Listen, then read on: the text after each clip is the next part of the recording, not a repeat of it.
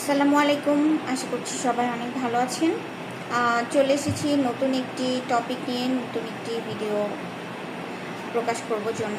তো এর আগে আমি আমার ফেসবুকে একটি পোস্ট দিয়েছিলাম যে আমরা আসলে কি টপিক নিয়ে ভিডিও তৈরি করতে পারি, যেগুলো সামাজিক উন্নয়নের জন্য খুব জরুরি হবে। তো শামস শাপলা ভাই সহ আরও অনেকেই টপিকস দিয়েছিলেন। প্রথমেই আমি তাহলে শামস শাপলা ভাইয়ের যে টপিকসটি ছিল সেই টপিকটি নিয়ে ভিডিওটি ভাবলাম যে তাহলে এইটা প্রথমে করি। যাই হোক, তো শামস শাপলা ভাই যে টপিকটি দিয়েছিলেন ওই টপিকটির মূল বক্তব্যটি ছিল এরকম যে বিভিন্ন শিক্ষা প্রতিষ্ঠানে, স্কুল কলেজে শিক্ষকেরা শিক্ষার্থীদেরকে একরকম ইম্পোজ করেন যে তাদের কাছে যাতে শিক্ষার্থীরা আলাদা করে ক্লাসের বাইরেও আবার টিউশন নিতে আসে। এই টপিকটি নিয়ে আজকে আমরা কথা বলবো। আসলে এটি খুবই দুঃখজনক ব্যাপার যদি এইভাবে যদি শিক্ষকরা শিক্ষার্থীদেরকে বাধ্য করে তাদের কাছে টিউশন নেবার জন্য, তাহলে এটি নিঃসন্দেহে একটি গভীর অনৈতিক আচরণ একজন শিক্ষকের জন্য। কেননা শিক্ষকের মূল দায়িত্ব হচ্ছে শ্রেণীকক্ষে পাঠদান, শ্রেণীকক্ষে যথাযথ নিয়মে শিক্ষার্থীকে শেখানো, এটি একজন শিক্ষকের মূল দায়িত্ব। কিন্তু কোনো শিক্ষক যদি ইন্টেনশনালি শ্রেণীকক্ষে শিক্ষাদান কার্যক্রম কিছুটা খারাপভাবে পরিচালনা করে উনি যদি শিক্ষার্থীকে বাধ্য করেন তার কাছে আলাদা করে টিউশন নিতে, তাহলে এটি চরম রকম অনৈতিক আচরণ। কেননা শিক্ষকের দায়িত্ব মূলত শ্রেণীকক্ষে যাতে শিক্ষার্থী সম্পূর্ণ লেসনটি প্রপারলি গেট করতে পারে সেই ব্যাপারটি সুনিশ্চিত করা। এবং আমরা জানি যে ক্লাসে সব শিক্ষার্থীর মেন্টাল অ্যাবিলিটি তার লেসন গ্রহণ করবার সামর্থ্য একরকম না। এটি শ্রেণীগত বিভেদ আছেই, মানসিক মেধার যে পার্থক্য সেটি আছে। সেই ক্ষেত্রেও কিন্তু শিক্ষক কী করতে পারেন যে ওই শিক্ষার্থীকে ক্লাসের মধ্যে আলাদা করে বারবার একটি, হয়তো অন্যান্য শিক্ষার্থীকে যদি দুবার একটি অঙ্ক করে দিলে বা একটি ইংরেজি কোনো কিছু শিখিয়ে দিলে, যদি ওই অন্যান্য শিক্ষার্থীরা দুইবার শিখিয়ে দিলেই যদি এটা গেট করতে পারে, যার মেন্টাল অ্যাবিলিটি কিছুটা হলেও উইক, সে কিন্তু দুবারের জায়গায় তাকে চারবারও বোঝানোর প্রয়োজন হতে পারে। এবারে একটি প্রশ্ন থেকে যায় যে সময় অনেক সংক্ষিপ্ত থাকে। দেখুন, একটি ক্লাস মানে কি? একটি ক্লাস মানে হচ্ছে একটি সম্মিলিত পাঠদান প্রক্রিয়া। একটি ক্লাসে 10 জনও থাকতে পারে, আবার 50 জনও থাকতে পারে, কিন্তু নীতিমালা অনুযায়ী একটি ক্লাসে সম্ভবত 30 থেকে 40 জনের বেশি শিক্ষার্থী রাখার নিয়ম নেই প্রাথমিক বিদ্যালয়গুলোতে। তো সেই ক্ষেত্রে যদি ধরুন 40-এর জায়গায় 50 জন শিক্ষার্থী হয়ে গেল, আপনার শিক্ষক হিসেবে আপনার দায়িত্ব আপনার পড়া বুঝিয়ে দেবার সেই রকম ক্যাপাবিলিটি আপনাকে অর্জন করতে হবে। It's part of your responsibility. আপনি যদি সেই রকম যোগ্যতা বা সেরকম সামর্থ্য অর্জন করতে না পারেন যে আপনি 50 জন শিক্ষার্থীকেই ভালোভাবে ক্লাসে পুরো লেসনটা শিখিয়ে দিতে পারবেন বা তাদের বোধগম্য করে রিপ্রেজেন্ট করতে পারবেন, সেই ক্ষেত্রে এটি শিক্ষক হিসেবে আপনার সার্থকতা। কিন্তু আপনি কোনোভাবেই শিক্ষার্থীকে আলাদা করে টিউশন নিতে গেলে তাকে আপনি ভালোভাবে বুঝিয়ে দিবেন এই কথা বলতে পারেন না। তবে হ্যাঁ, যদি কোনো শিক্ষার্থী বা তার পরিবার শিক্ষার্থীর মেন্টাল অ্যাবিলিটি বা গেটিং পাওয়ারের ওপরে ডিপেন্ড করে তারা যদি আপনাকে অনুরোধ করে, সেক্ষেত্রে আপনি সেটা করতেই পারেন, কিন্তু আপনি কাউকে বাধ্য করতে পারবেন না যে শ্রেণীকক্ষে আপনি প্রপার লেসনটা তাদেরকে না দিয়ে শ্রেণীকক্ষের বাইরে আপনি ইনফ্লুয়েন্স করছেন তাদেরকে, সো দ্যাট তারা আপনার কাছ থেকে টিউশন নেয় আলাদা করে। এটি অত্যন্ত অনৈতিক কাজ। এখানে আমরা যদি আরেকটা একটি ব্যাপার দেখি যে এটি কিন্তু অনৈতিকতারও আবার কোন ক্লাস ক্লাসের মধ্যে পড়ছি যে আপনি আপনার ক্ষমতার অপব্যবহার করছেন।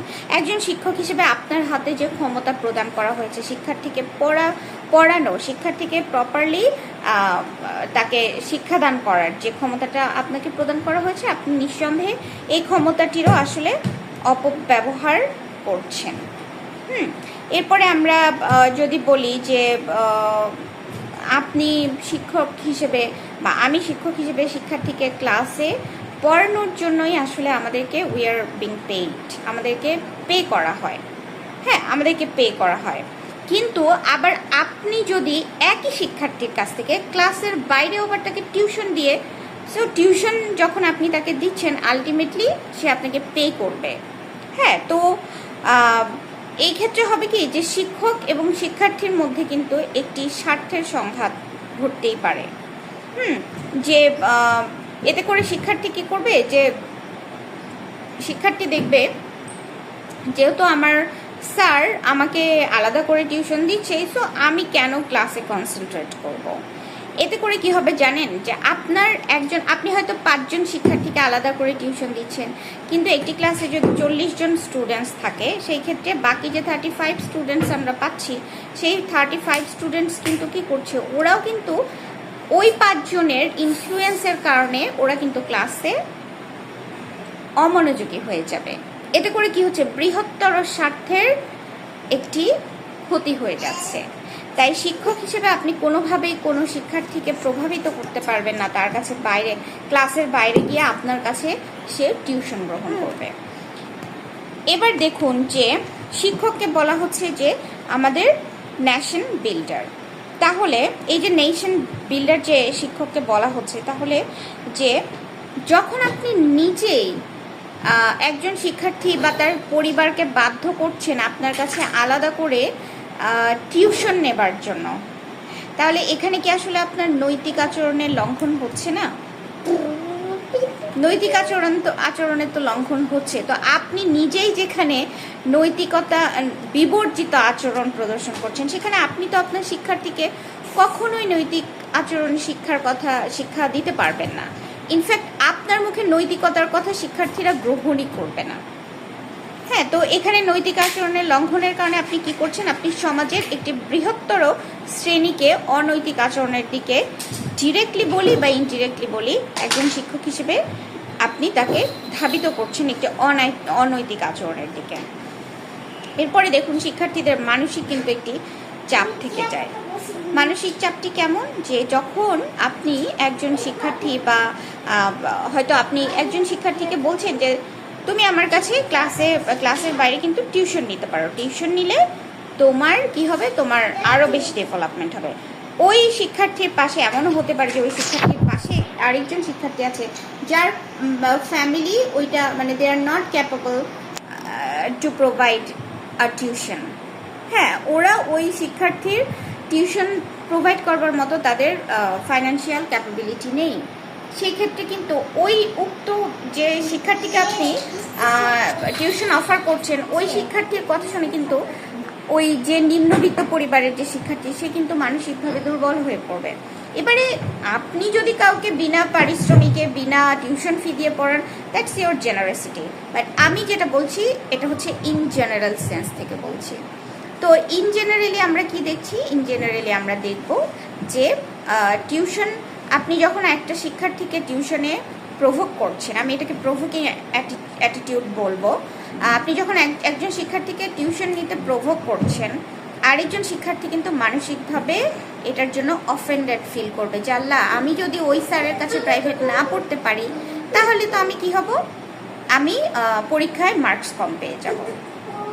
ঠিক আছে, এই যে দেখুন শিক্ষার্থীদের মনোজাগতিক যে প্রবলেমগুলো ক্রিয়েট হয়ে যাবে, এটি থেকে কিন্তু শিক্ষার্থীর বের হয়ে আসাটা খুব ডিফিকাল্ট হবে।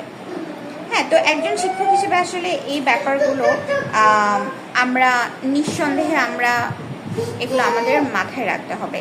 আরেকটি পয়েন্টের কথা যদি আমি বলি, যে শিক্ষার মান কিন্তু এতে করে বেসিকলি ক্ষতিগ্রস্ত হয়।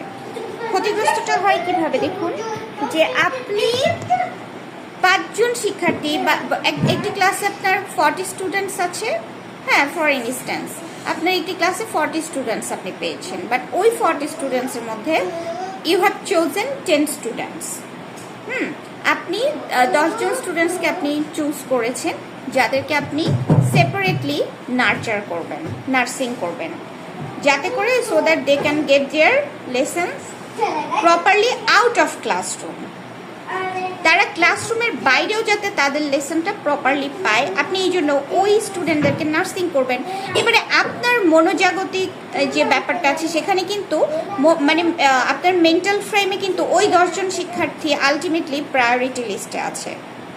বাকি যে 30 স্টুডেন্টস আপনি পেয়েছেন ওদেরকে কিন্তু পড়ানোর জন্য দেখবেন মানুষ হিসেবে আপনি একদম আলটিমেটলি আপনার সাইকোলজি আপনাকে বলবে যে you don't need to concentrate. হ্যাঁ, আপনার ক্লাসে কনসেন্ট্রেট করবার দরকার নেই, এটা আপনার মানে এটা হচ্ছে আপনার সাবকনশিয়াস সাইকোলজি আপনাকে বলবে এটা। এই যে দেখুন, এই সাইকোলজিক্যাল ফেনোমেনাটার কারণে কি হচ্ছে, এটার জন্য শিক্ষার গুণগত মান নষ্ট হয়ে যাচ্ছে। 10 জন শিক্ষার্থী ভালোভাবে শিক্ষা গ্রহণ করছে because they are having tuition.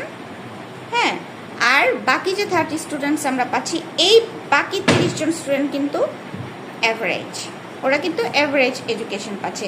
কিন্তু এই এনশিওরিটি কি আপনার কাছে আছে যে বাকি 30 জন স্টুডেন্টের মধ্যে কেউ আউটস্ট্যান্ডিং নেই বা কেউ পরবর্তীতে আউটস্ট্যান্ডিং হতে পারবে না? আপনি তো 10 জনের মধ্যে নিজের ফোকাস লিমিটেড করে ফেলেছেন, বাট বাকি 30 জন শিক্ষার্থীর মধ্যে কেউ যে ইন ফিউচার আউটস্ট্যান্ডিং কোনো পজিশনে যেতে পারবে না, এই নিশ্চয়তা কি আপনার কাছে আছে? নেই তো। তাহলে যাই হোক, তো এই যে এই পয়েন্টগুলো হচ্ছে বেসিকলি আমাদের ফোকাল পয়েন্ট, যে আমরা যখন কোনো শিক্ষার্থী একটি গ্রুপ অফ স্টুডেন্টস বা ওয়ান স্টুডেন্ট, আমরা যখন এরকম পার্টিকুলার মানে শিক্ষার্থীদের মধ্যে যখন আমরা এই ধরনের পার্টিকুলার বা স্পেসিফিক একটি অংশকে যখন আমরা আলাদা করে ফেলি, তখন হয় কি, এটির বেসিকলি আমাদের যে এথিক্যাল অ্যাটিটিউড আছে এইটার পরিপন্থী হয়ে যায়। অ্যাজ এ টিচার আমাদের সকলের নৈতিক দায়িত্ব হচ্ছে সকল স্টুডেন্টসকে ইকুয়ালি ট্রিটমেন্ট দেওয়া, এটা আমাদের এথিক্যাল রেসপন্সিবিলিটি। তো এথিক্যালি যদি আমি এটিকে দেখি, তাহলে আলাদা করে শিক্ষার্থীকে টিউশন দেওয়ার বা টিউশন নেবার জন্য আপনি প্রেশারাইজ করছেন, এটা ডেফিনেটলি আনএথিক্যাল বিহেভিয়ার। এই ব্যাপারটিতে সকল শিক্ষককে অবশ্যই মনোযোগী হতে হবে। শিক্ষার্থীকে কোনোভাবেই জিম্মি করা যাবে না। সরি টু সে, শিক্ষার্থীকে আপনি জিম্মি করতে পারবেন না আপনার কাছে টিউশন নেবার জন্য।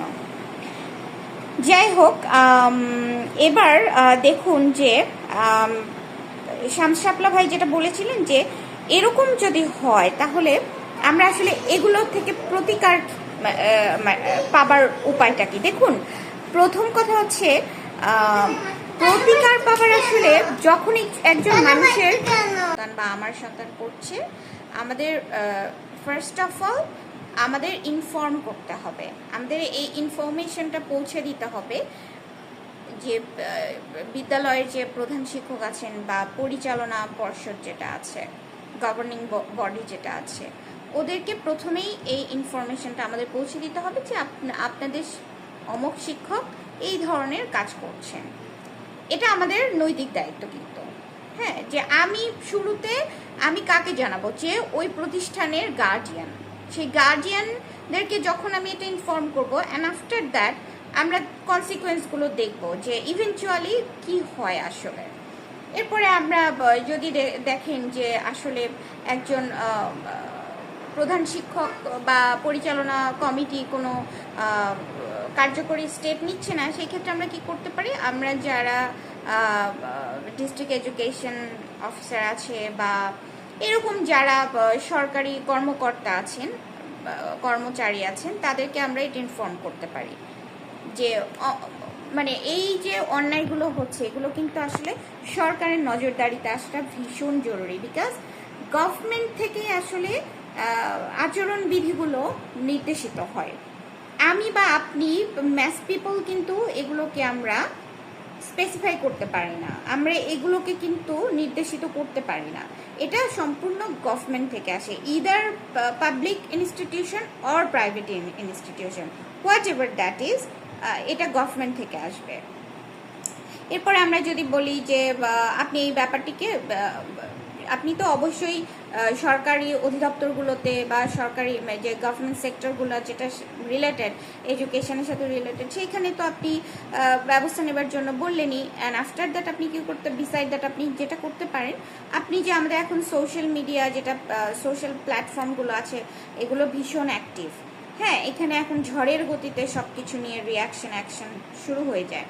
সো আপনি এই সোশ্যাল প্ল্যাটফর্মগুলোতে এই তথ্যগুলো তুলে ধরতে পারেন যে এই যে সামাজিক অসঙ্গতির এই সাইডগুলো, এগুলো আমরা তুলে ধরতেই পারি। এতে করে হয় কি যে ম্যাস পিপল যখন একটা কাজের সঙ্গে ইনভলভড হয়ে যায় তখন ওই কাজ খুব দ্রুত গতিতে হয়, ওই কাজের ফলাফলটাও খুব দ্রুত আসে। তো এই জন্য আমরা সামাজিক যোগাযোগ মাধ্যমগুলোর সহায়তা নিতেই পারি। এরপরে আপনি আইনি ব্যবস্থা তো আছেই, আপনি আইনের শরণাপন্ন হবেন। যখন আপনি দেখবেন কোনো কিছুতেই কিছু হচ্ছে না, তখন তো আমাদের আইন আছে, আইন আদালত এগুলো তো রয়েছেই, সেখানে আপনি যেতে পারেন। এরপরে যেটি, এগুলো তো আমি বললাম একেবারে ট্রেডিশনালি অফিসিয়াল কথা। অফিসিয়ালি আপনি কি কি কাজ করতে পারেন, কি কি স্টেপ নিতে পারেন এই ধরনের কোনো অনৈতিক কাজ যদি হয়। আনঅফিসিয়ালি আপনি কি করতে পারেন, আনঅফিসিয়ালি যেটা করতে পারেন সেটি হচ্ছে যে একটি শিক্ষা প্রতিষ্ঠান থেকে ভয়ের যে পরিবেশ, একটি শিক্ষা প্রতিষ্ঠানের পরিবেশ হতে হবে হচ্ছে যে স্টুডেন্টস ফ্রেন্ডলি। শিক্ষার্থী যত মানে শিক্ষা ব্যবস্থা, শিক্ষা প্রক্রিয়াটা আসলে এত বোরিং। শিক্ষা আমরা আমাদের দেশে তো বা আমাদের ইন্ডিয়ান সাবকন্টিনেন্টে আমরা শিক্ষকতা বা শিক্ষা ব্যাপারটাকে কিন্তু শিক্ষা গ্রহণ এবং প্রদান এই ব্যাপারটিকে কিন্তু খুব বেশি যে আনন্দদায়ক করে উপস্থাপন করতে পারছি ব্যাপারটা কিন্তু সেরকম নয়। অন দ্য আদার হ্যান্ড আপনি যদি ইউরোপ আমেরিকার দিকে তাকান, ওখানে শিক্ষার্থীদেরকে ভীষণ রকম আনন্দদায়ক পরিবেশে শিক্ষা দান করা হয় এবং অ্যাজ এ রেজাল্ট ওরা কিন্তু আমাদের শিক্ষার্থীদের থেকে অনেক বেশি অ্যাডভান্স। হ্যাঁ, যে ওরা যে কোনো কাজ খুব ফ্লুয়েন্টলি করতে পারে, ভীষণ রকম স্বতঃস্ফূর্তভাবে ওরা যে কোনো কাজে পার্টিসিপেট করে। এটার কারণ হচ্ছে যে ওই যে একদম মানে যখন ওরা প্রি প্রাইমারিতে থাকে, ওই প্রি প্রাইমারি থেকে ওদেরকে এইভাবে প্রিপেয়ার করা হয়। ওরা আনন্দের সাথে, ওরা যেটাই শিখুক না কেন আনন্দের সাথে শেখে, ফলশ্রুতিতে এটার রেজাল্টটা ভীষণ রকম ইফেক্টিভ হয়। আমাদের দেশে কিন্তু আমরা শিক্ষা মানে একটা ভয়ঙ্কর ব্যাপার। এটা আমি নিজেও যখন শিক্ষার্থী ছিলাম আমার কাছে শিক্ষা, স্কুলে যাওয়া বা কলেজে যাওয়া, এক্সাম সিট করা, এগুলো অনেক একটা ভয়ঙ্কর ব্যাপার ছিল। বাট যখন মানে বাই টাইম আমি এগুলোর সঙ্গে অভ্যস্ত হয়ে যেতে থাকলাম এবং আমি নিজে বা আমার যে সারাউন্ডিংস ছিল সেখান থেকে যখন শিক্ষা গ্রহণ ব্যাপারটিকে আনন্দদায়ক মনে হতে থাকলো, তখন কিন্তু এই ব্যারিয়ারগুলো আমি পার করে আসতে পেরেছি। এটা আসলে শুধু মানে it's not only about me but also about any other students. এটা সব শিক্ষার্থীদের ক্ষেত্রেই হয় যে গাদা বই পড়া, হ্যাঁ, সব কিছু মিলিয়ে আসলে শিক্ষার্থীদের মনে হয় it's very boring, what ever. তো শিক্ষার পরিবেশকে ভয় মুক্ত করতে হবে যাতে শিক্ষার্থী ক্লাসরুমেই তার 90% লেসন প্রপারলি গেট করতে পারে। এই জন্য শিক্ষার পরিবেশটিকে আগে শিক্ষা বান্ধব করতে হবে, শিক্ষার্থী বান্ধব করতে হবে, অ্যান্ড অফকোর্স শিক্ষক বান্ধব করতে হবে। এখন ধরুন আমার হেডে, হ্যাঁ, আমার খুব মাথা ব্যথা হচ্ছে। আমি ধরুন যে একজন প্রাথমিক বিদ্যালয়ের শিক্ষক, প্রাথমিক বিদ্যালয়ের শিক্ষকতা কিন্তু it's very tough, in fact toughest job ever, আমার অন্তত সেটাই মনে হয়। কেননা ছোট ছোট বাচ্চাদেরকে পড়াতে হয়, অনেক ধরনের চ্যালেঞ্জেস থাকে এই প্রাথমিক বিদ্যালয়ের চাকরিগুলোতে। সো এখন দেখুন যে আমরা প্রাথমিক বিদ্যালয়ের শিক্ষকদের, হয়তো ধরুন যে আমি প্রাথমিক বিদ্যালয়ের শিক্ষক, আমার মাথা ব্যথা একদিন, আমার মাথা ব্যথা হবার কারণে কি হলো, আমি স্কুলে যেতে পারছি না, বা স্কুলে গেলেও আমার মানে আই অ্যাকচুয়ালি নিড রেস্ট। কিন্তু আমি বাধ্য হচ্ছি ক্লাসে যেতে, ক্লাসে যেয়ে আমি কি করছি, মাথা নিচু করে বসে আছি। এতে করে কি হচ্ছে, শিক্ষার্থীদের মনে একটা প্রশ্ন যাচ্ছে যে ম্যাম কেন এমন করে বসে আছে, বা স্যার কেন এমন করে, স্যারের মন খারাপ, এই সেই। হ্যাঁ, ওদের কিন্তু মুড অফ হয়ে যাবে। এটা খুবই এটা হচ্ছে একটা সাইকোলজিক্যাল ব্যাপার, যে first of all you have to learn about the psychology of the students. আপনাকে শিক্ষার্থীর সাইকোলজি বুঝতে হবে। আপনি শিক্ষার্থীর মনস্তত্ত্ব না বুঝে তাকে প্রপারলি শিক্ষাদান করতে পারবেন না। হ্যাঁ, এটা হচ্ছে প্রথম শর্ত। তো আপনি আবার শিক্ষার্থীরা যখন নিজেরা খেলাধুলা শুরু করছেন, আপনি টেবিলের উপরে একটা হাতে থাপ্পড় জোরে করে একটি শব্দ করে তাদেরকে বললেন চুপ করে সবাই। এই যে দেখুন, আপনার এই একটি আচরণের কারণে কিন্তু শিক্ষার্থীদের কোমল মনের ওপরে ভীষণ রকম বাজে এফেক্ট পড়লো। দ্যাটস ওয়াই আমি বলেছি যে শিক্ষাদান পদ্ধতিকে শিক্ষা বান্ধব, শিক্ষার্থী বান্ধব এবং অবশ্যই শিক্ষক বান্ধব করতে হবে। যাই হোক, এরপরে যদি আমরা বলি যে অভিভাবক এবং শিক্ষা প্রতিষ্ঠানের মধ্যে একটি ভালো সমন্বয় রাখতে হবে। আমি যেমন কলেজে পড়ে, কলেজে দেখা যায় যে যদি অভিভাবক সমাবেশে গার্ডিয়ানদেরকে ইনভাইট করা হয়, দে নেভার কাম, কখনোই আসে না তারা। হয়তো 100 জনকে বলেছি, একজন এসেছে। এটা কিন্তু এটা যে শুধু শিক্ষা প্রতিষ্ঠানের দোষ তা কিন্তু নয়, অভিভাবককে অবশ্যই সচেতন হতে হবে। এটা আমি আমার পার্সোনাল এক্সপিরিয়েন্স থেকে দেখেছি। আমার কলেজের প্রিন্সিপাল স্যার রীতিমতো হতাশ হয়েছেন যে শিক্ষার্থীদের শিক্ষার মান উন্নয়নের জন্য শুধুই আমরা শিক্ষকের দোষারোপ করি, শিক্ষককে এই হতে হবে সেই হতে হবে, শিক্ষকের অযোগ্যতা আমরা তুলে ধরি। কিন্তু শিক্ষকের কাছে তো একটি শিক্ষার্থী 4 ঘন্টা থাকে, 5 ঘন্টা থাকে, 6 ঘন্টা থাকে, বাট শিক্ষার্থী পরিবারের সাথে থাকে ম্যাক্সিমাম টাইমটা। 24 আওয়ার্সের মধ্যে 6 আওয়ার্স আমার সঙ্গে থাকছে, বাকি 18 আওয়ার্স কিন্তু সে তার ফ্যামিলির সাথে থাকছে। সো এখানে শিক্ষা পদ্ধতি বা শিক্ষকের যোগ্যতা, শিক্ষকের ক্যাপাবিলিটি, এগুলোর দিকে প্রশ্ন তুলবার আগে অবশ্যই অভিভাবক হিসেবে আপনার দায়িত্বটির কথা আগে বলতে হবে। কেননা আপনি যেভাবে শিক্ষা প্রতিষ্ঠানের সাথে, শিক্ষকদের সাথে সমন্বয় সাধন করবেন, সেভাবেই আপনার সন্তানের শিক্ষা গ্রহণ পদ্ধতি এগিয়ে যাবে।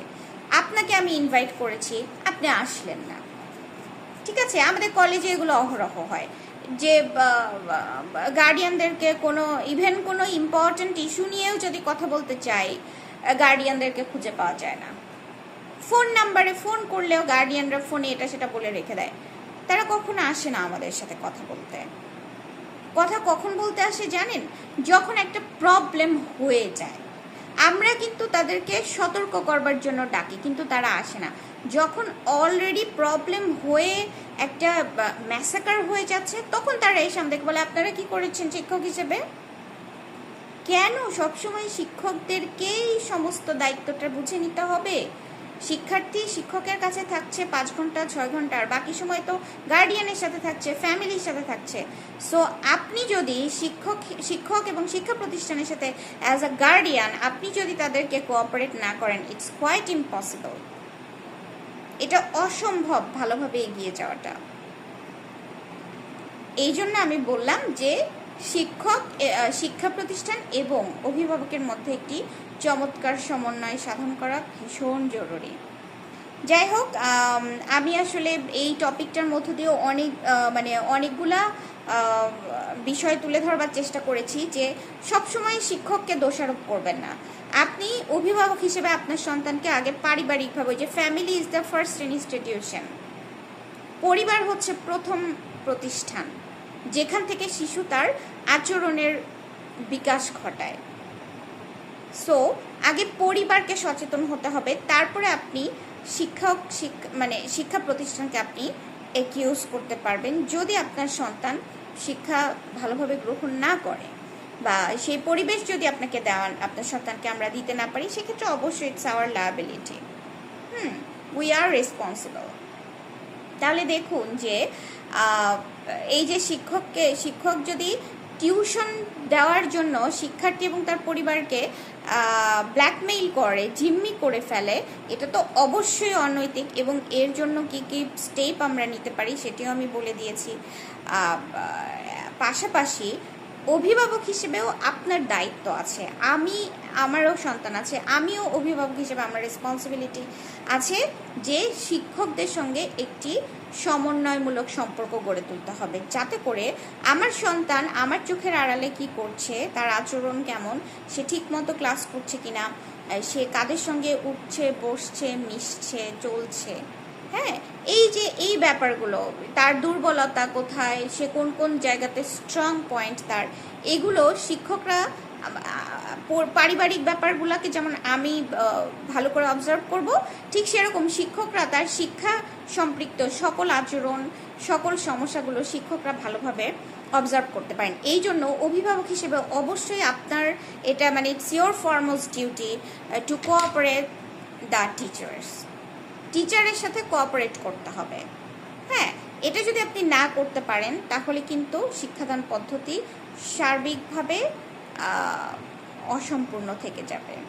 যাই হোক, আসলে ভিডিওটি আরও অনেক আগে দেবার কথা ছিল আমার, কিন্তু বিভিন্ন ব্যস্ততার কারণে একটি ভিডিও রেডি করতে অনেক টাইম লাগে, এডিটিংয়ে অনেক সময় লাগে, আর আমি এডিটিংয়ে আসলে অতটা ভালোও নই, আমি এগুলো কিছুই পারি না। সো সব কিছু মিলিয়ে ভিডিওটি দিতে দেরি হয়ে গেল, আমি সেই জন্য আন্তরিকভাবে দুঃখ প্রকাশ করছি। তবে আশা করছি আপনারা মোটামুটি একটা গাইডলাইন আমার এই ভিডিও থেকে পেয়ে যাবেন যে আসলে যদি এই ধরনের সিচুয়েশন আসে সেক্ষেত্রে আপনারা কিভাবে হ্যান্ডেল করবেন। যাই হোক, পরবর্তীতে হয়তো আরও কোনো নতুন টপিক নিয়ে কথা বলবো, আপনারা টপিক দিবেন আমাকে, আমি চেষ্টা করব তবে আমি যেহেতু সরকারি চাকরি করি, প্রজাতন্ত্রের কর্মচারী, সেই জন্য এমন কোনো টপিক আমাকে দয়া করে দিবেন না যেটা নিয়ে কথা বলতে গেলে আমাকে বিব্রতকর পরিস্থিতিতে পড়তে হয় বা যেটিতে আমার আচরণবিধি লঙ্ঘনজনিত সমস্যা চলে আসে। সো ইন জেনারেল কিছু টপিক দিবেন, রাষ্ট্র পরিচালনা, রাজনীতি, এগুলো নিয়ে আমাকে দয়া করে কোনো টপিক আপনারা দিবেন না।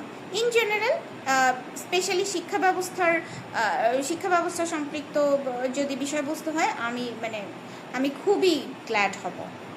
যাই হোক, সবাই ভালো থাকবেন, আবার নেক্সট কোনো ভিডিওতে দেখা হবে। ধন্যবাদ সবাইকে।